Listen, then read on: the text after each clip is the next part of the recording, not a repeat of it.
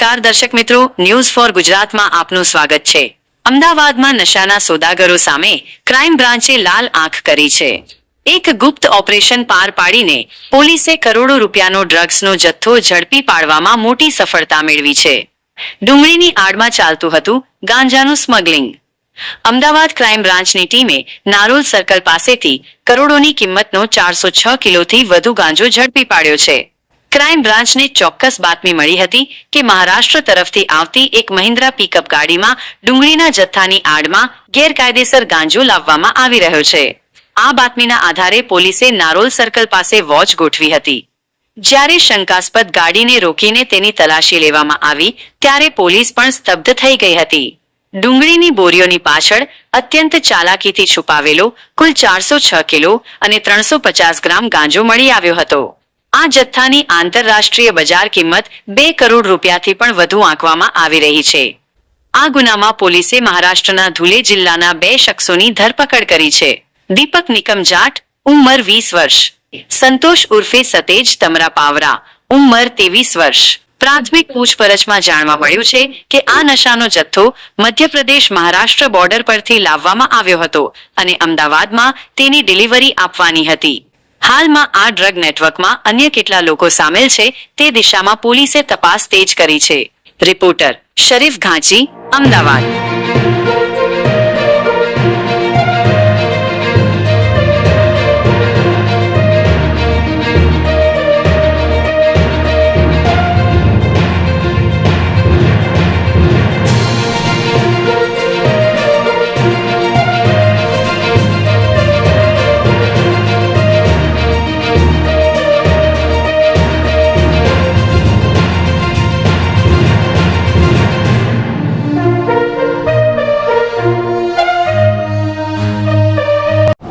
ગઈકાલે ક્રાઇમ બ્રાન્ચની ટીમ જે છે એને માહિતી મળેલી હતી કે એક 4 વ્હીલરમાં ગાંજાનો ગેરકાયદેસર જથ્થો અમદાવાદ શહેરમાં આવી રહેલ છે અને ક્રાઇમ બ્રાન્ચની ટીમે તાત્કાલિક જ સર્વેલન્સ ગોઠવ્યું અને નારોલ સર્કલ ખાતેથી એક મહિન્દ્રા કંપનીનું જે ગુડ્સ કેરિયર છે 4 વ્હીલર જેને પિકઅપ વાન કહે છે એના એ વાહનમાંથી ડુંગળીના ઓથા હેઠળ છુપાયેલો 406 કિલો અને 350 ગ્રામ ગાંજાનો ગેરકાયદેસર જથ્થો કબજે કરેલો છે।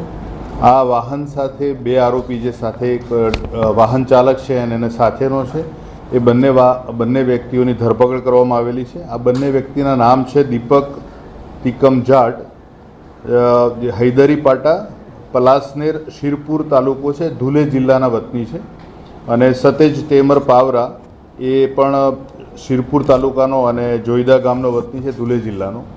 આ બંને વ્યક્તિઓ એમના એક સગા છે શાંતારામ પાવરા।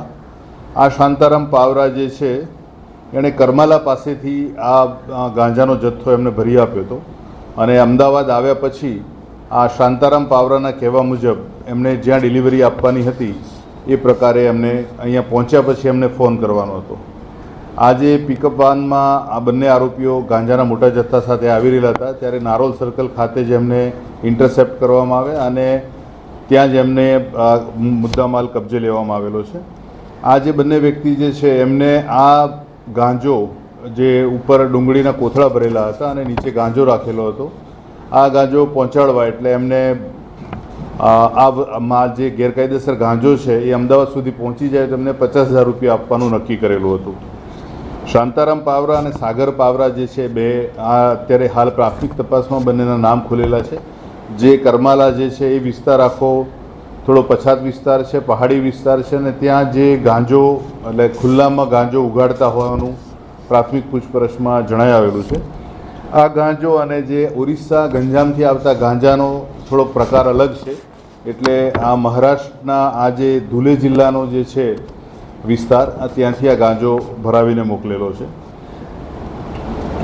એક બીજી વખતે આ વસ્તુ સામે આવી છે કે આ જ્યારે આટલો ગાંજાનો મોટો જથ્થો લઈને આવી રહેલા હતા ત્યારે આ જે શાંતારામ જે છે પાવરા એ એક અમદાવાદ નજીક એક સ્થળે રાહ જોઈને બેઠો હતો ને એણે અગાઉ હમણાં જ ખબર પડી છે પ્રાથમિક પૂછપરછમાં કે શાંતારામ પાવરાનું કામ છે કે એ આ ગેરકાયદેસર ગાંજો લઈને જે વાહન છે એનાથી કેટલાક અંતરે દૂર રહી આગળ કોઈપણ પ્રકારની સર્વેલન્સ છે કે નહીં એનું ધ્યાન રાખવાનું, એટલે એ આખું આગળથી પાયલોટિંગ કરીને બેઠેલો હતો.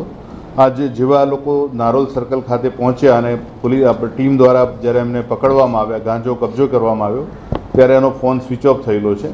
હાલ બીજી જે સૂચનાઓ ઉપલબ્ધ થયેલી છે, આ બંને આરોપીઓ પકડાય ત્યાં સુધી એ સૂચના હાલ જાહેર કરવી તપાસના હિતમાં નથી. આ જે બંને આરોપી જે છે એમની પાસેથી કુલ 2,03,17,500નો આ ગાંજાનો જથ્થો મળી આવ્યો છે અને મુદ્દામાલ ગાડીના અને બીજા બધા થઈને કુલ 2,08,37,700નો મુદ્દામાલ આ કબજે કરવામાં આવેલો છે. પ્રાથમિક આરોપીઓને જ્યારે પૂછવામાં આવ્યું કે કેવી રીતે સલામત આટલા અંતર સુધી પહોંચ્યા છે ધૂલેથી, તો એમણે એ જ પૂછપરછમાં જણાવેલું છે કે શાંતારામ આગળ પાયલોટિંગ કરતો હતો. એ કઈ ગાડીમાં પાયલોટિંગ કરતો હતો એની માહિતી છે, પણ હાલ અત્યારે જે પ્રકારે અન્ય આરોપીઓ અને જે આખું નેટવર્ક છે એ નેટવર્ક પકડવા માટે હાલ પૂરતી માહિતી જાહેર કરી શકાય એમ નથી. પ્રાથમિક પૂછપરછમાં આ બંને આરોપીમાં એવું કહેવાય છે કે એક આરોપીને એટલી ખબર છે કે શાંતારામ આ અગાઉ આજથી 8 થી 10 મહિના અગાઉ પણ આટલો મોટો જથ્થો એ અમદાવાદમાં ઉતારી ગયો છે.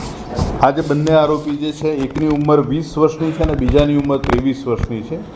એ આ લોકો આપણા અમદાવાદ શહેર વિસ્તારથી પરિચિત નથી, કારણ કે અગાઉ આવેલા નથી. એટલે આ જે આ પ્રકારનું જે નેટવર્ક હોય છે એમાં હંમેશા નવા માણસોનો ઉપયોગ કરવામાં આવે છે, જેથી એ લોકોને લોકેશનની પણ ખબર ના હોય અથવા તો ફરીથી ઉપયોગ થાય અને કોઈ માહિતી લીક ન થાય. એટલા માટે આ બંને પ્રથમવાર આવેલા છે. એટલે જે પણ એરિયા જે છે એ એરિયાથી એ લોકો માહિતગાર નથી, પણ જે પણ ટેકનિકલ એનાલિસિસ અને જે એડવાન્ટેજીસ છે એ ટેકનિકલ બાબતોના એના આધારે આ નેટવર્કનો આખો પૂરી માહિતી મેળવવામાં આવશે. ક્રાઇમ બ્રાન્ચની ટીમ દ્વારા આ વાહનને નારોલ ખાતે જ ઇન્ટરસેપ્ટ કરવામાં આવ્યું હતું અને એમને સૂચના હતી કે એ લોકો અમદાવાદ પહોંચે અને નારોલ સર્કલની આજુબાજુ ક્યાંક એક તરફે ઊભા રહેવાનું છે અને ત્યાં થોડી એમને કહેવાનું હતું કે અમે પહોંચી ગયા છે. ત્યારબાદ જ એમને માહિતી મળવાની હતી કે હવે એમને માલ ક્યાં ડિલિવર કરવાનો છે. આ જે બંને અત્યારે હાલ પકડાયેલા આરોપી છે, દીપક જાટ અને સતેજ પાવરા, એ લોકોને એવું કહેવું છે કે કરમાલાથી જે આ માલ ભરી આપ્યો, પણ જ્યારે બીજી બધી માહિતી જે ભૌગોલિક પરિસ્થિતિ છે એ વિસ્તારની એ જોતાં અને ગાંજાની ક્વોલિટીમાં જે ફેરફાર જે છે, જે ઓરિસ્સાથી આવતો ગાંજો એનું પેકિંગ અને હાલનું જે ગાંજો આવેલો છે એ પેકિંગમાં ઘણો બધો તફાવત છે.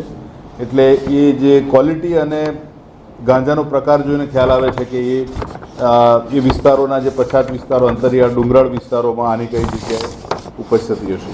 હજુ હાલ હમણાં બંને આરોપીને નામદાર કોર્ટ સમક્ષ રજૂ કરી અને પોલીસ કસ્ટડી રિમાન્ડ મેળવવામાં આવનાર છે. એ લોકોને જે અમને સમય મળ્યો છે, સમય દરમિયાનની જે માહિતી આપના સમક્ષ મૂકેલી છે, વધુ પૂછપરછમાં બાકીની તમામ વિગતો બહાર આવશે. આ બંને જે છે એ ત્યાં લોકલ ડ્રાઇવિંગનું કામ કરે છે અને પેસેન્જર્સ કેરિયર્સ જે 4-વ્હીલર હોય એ પણ ફેરવે છે, રિક્ષા પણ ચલાવે છે અને આ પ્રકારે ટ્રાન્સપોર્ટનો કોઈ માલ સામાન હોય તો એ લોકો બહાર પણ થોડા અંતર સુધીના અંતરોમાં એ લોકો ડ્રાઇવિંગ તરીકેનું કામ કરે છે. આ બંને વ્યક્તિઓની બંને વચ્ચે થઈને 50,000 રૂપિયાનું નક્કી કરેલું હતું, વ્યક્તિ દીઠ નહીં.